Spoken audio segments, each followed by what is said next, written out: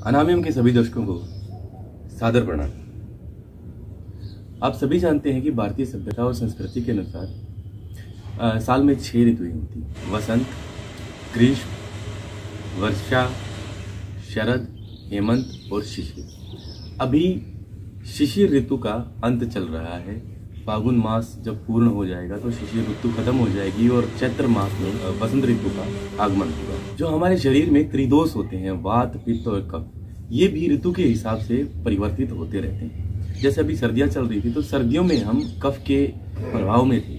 अभी शिशिर ऋतु का अंत चल रहा है तो हमारे शरीर के अंदर जो कफ जमा हुआ था वो गर्मी की वजह से पिघलना शुरू होता है। लेकिन जबकि हम कफ के प्रभाव में हैं तो क्या होता है कि शरीर में आलस्य का प्रभाव बढ़ जाता है। जैसे दिन में खाना खाने के बाद ऐसा लगता है कि अभी बहुत नींद आ रही है और सो जाते हैं, जो कि ये सबसे बड़ी गलती हम यही कर रहे हैं कि खाना खाने के तुरंत बाद हम सो जा रहे हैं, खास करके दोपहर में। बॉडी एक्टिव नहीं हो रही है और एक्टिव नहीं होगी तो शरीर का जो कफ था जमा हुआ, शरीर जो कोशिश कर रहा है उसको निकालने की, तो वो पिघल नहीं पाता है।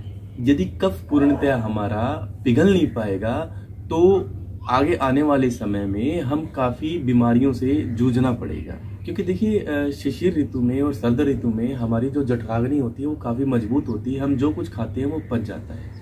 लेकिन जैसे जैसे शिशिर ऋतु का अंत होता है और वसंत ऋतु का आगमन होता है तो जठराग्नि हमारी बड़ी मंद पड़ जाती है, क्योंकि शरीर को काम करना होता है, शरीर में नया ब्लड बन रहा होता है, नया खून बन रहा होता है, तो उस समय शरीर उस पर काम करता है और जठराग्नि बड़ी ही मंद हो जाती है। सर्दियों में बहुत ज्यादा गरिष्ठ भोजन यानी हैवी फूड्स हमने जो खाए थे उनको पचाने का काम भी शरीर में चल रहा होता है। यदि हम सो जाएंगे, यदि हम ज्यादा खाना खाएंगे तो शरीर उस हिसाब से काम नहीं कर पाएगा। इसलिए एक तो मिताहार और दूसरा आलस्य का परित्याग इस मौसम में हमें जरूर करना है। तीसरा, हमें जो खाना खाना है वो खाना किस तरह का होगा।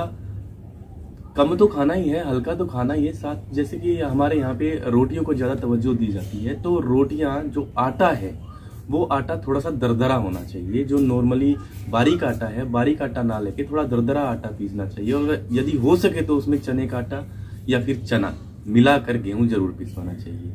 अभी कुछ मेरे मित्र कहते हैं कि भाई हमारे घर पे तो बहुत अच्छा गेहूं आता है और बिल्कुल ऐसी बढ़िया रोटियां आती हैं जैसे भटूरे हों, तो वो भटूरे अवॉइड करने, वो पतला पिसा हुआ अनाज हमें अवॉइड करना है। हमें थोड़ा सा मोटा अनाज इस दौरान खाना है। सबसे बड़ी बात, इस मौसम में हमें ज्यादा से ज्यादा पानी पीना है। सर्दियों में हमने पानी को अवॉइड किया था, वो आदत अभी तक चल रही है, लेकिन अभी हमें पानी की सबसे ज्यादा जरूरत है, क्योंकि शरीर में नए खून का संचार होता है और पानी यदि प्रॉपर रूप से नहीं मिलेगा तो थिकनेस, जो हमारे ब्लड की थिकनेस है, वो बढ़ने के चांसेस ज्यादा हो जाते हैं। हर सेल तक खून जाता है और हर सेल तक पानी पहुंचाने के लिए वो खून ही काम करता है। इसलिए पानी जितना ज्यादा होगा तो ब्लड फ्लो भी उसी हिसाब से होगा, पानी हर सेल को मिल पाएगा। तो पानी और खून जो है एक दूसरे के पूरक है।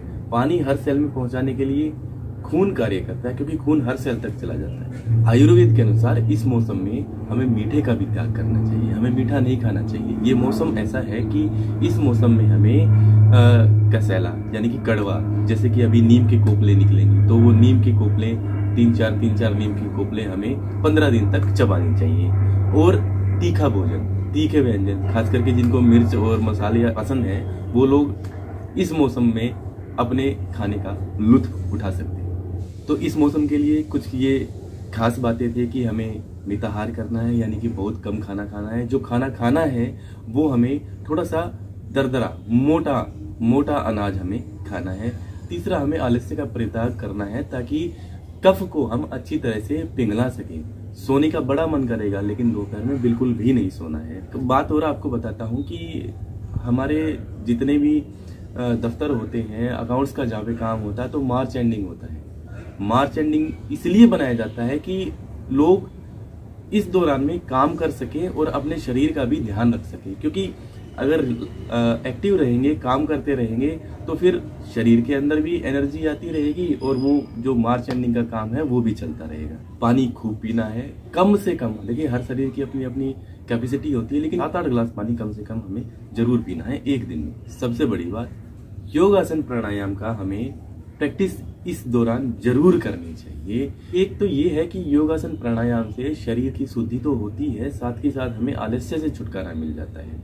और इस मौसम में यदि हम योगासन और प्राणायाम को शुरू करते हैं तो ये गारंटी है कि आप हमेशा उसको अपने जीवन में ढाले रखेंगे। मेरे कुछ मित्र कहते हैं कि हमें स्पॉन्डिलोलाइसिस है, हमें ब्लड शुगर है, हमें हाई ब्लड प्रेशर है, हमें हार्ट की प्रॉब्लम है, या फिर मैं ओबेसिटी की वजह से मैं ज़्यादा कर नहीं पाता हूँ, शरीर को मोड़ नहीं पाता हूँ। तो कुछ छोटी छोटी क्रियाएं बताई जाए। तो मैंने अभी सोचा है कि मैं आप लोगों को योगिक क्रियाएं, जिसे सूक्ष्म क्रियाएं, लाइट एक्सरसाइजेज भी कहा जाता है, मैं उनकी एक पूरी सीरीज आप लोगों के लिए लेके आऊंगा। और सर से लेकर टो तक सभी भागों की आपको मैं योगिक क्रियाएं किस तरह से करते हैं वो मैं आपको बताऊं। चलते चलते आपको मैं इस मौसम में किया जाने वाला प्राणायाम आपको बताते हुए जाता हूं, जो कि एक डीप ब्रीदिंग प्राणायाम, योगिक प्राणायाम है, जो मंत्रोच्चार के साथ किया जाता है। इससे आपके शरीर के अंदर काफी स्फूर्ति आएगी, एनर्जी आएगी और आप अपने दिनचर्या को बड़े आराम से कर पाएंगे। सबसे पहले किसी भी कंफर्ट पोजीशन में बैठ जाएं। अर्ध पद्मासन या पद्मासन इसमें प्रायोरिटी दे। ज्ञान मुद्रा, जिस तरह मैंने आपको पहले प्राणायाम में बताया है कि योगिक प्राणायाम इस तरह से होता है कि हमें पहले पेट के अंदर जब हम सांस भरते हैं तो पेट को फुलाना होता है और फिर उस श्वास का परिचालन हमें चेस्ट तक करना होता है। ये हमारी प्रक्रिया होती है। और फिर उसके बाद हमें कुंभक लगाना है, यानी कि रोकना है श्वास को, और उसके बाद हमें हल्के से छोड़ना है। इसमें छोड़ते हुए हमें मंत्रोच्चार करना है। देखिए किस तरह से।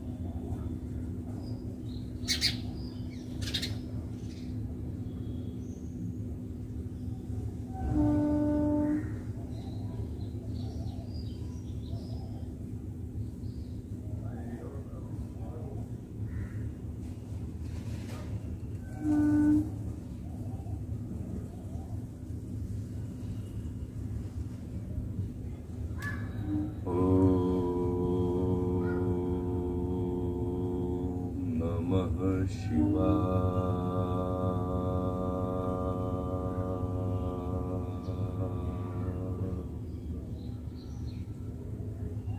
इस तरह से हमें सांस को छोड़ना है। मंत्र आप कोई भी बोल सकते हैं। देखिए, छोटा मंत्र बोलेंगे तो आपको जबरदस्ती सांस को छोड़ना नहीं पड़ेगा। सांस के ऊपर थोड़ा सा आपको ऐसा नहीं लगेगा कि मैं जल्दी छोड़ रहा हूँ या लेट छोड़ रहा हूँ। तो आप थोड़ा सा छोटा मंत्र लेंगे तो हमें कंसंट्रेट करना है उस मंत्र के ऊपर। हमें कंसंट्रेट करना है अपनी सांसों के ऊपर। सांसों की माला पे सुमरूं मैं उसका नाम, मेरे मन की मैं जानूं और उसके मन की राम।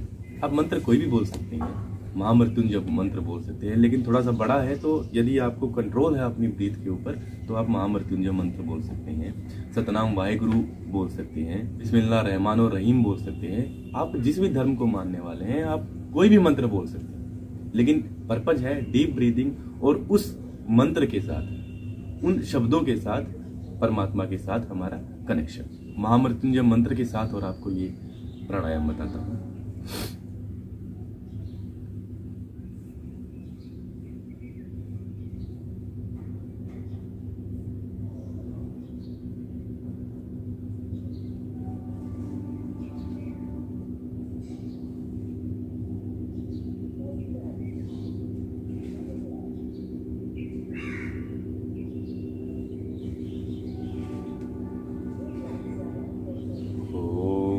त्र्यंबकं यजामहे सुगंधिं पुष्टिवर्धनम् उर्वारुकमिव बन्धनान् मृत्युर्मोक्ष्यमामृता।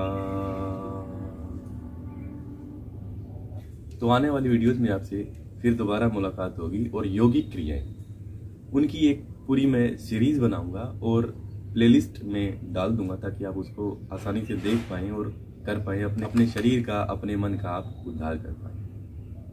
जल्दी आपसे मुलाकात होगी, तब तक के लिए सादर प्रणाम।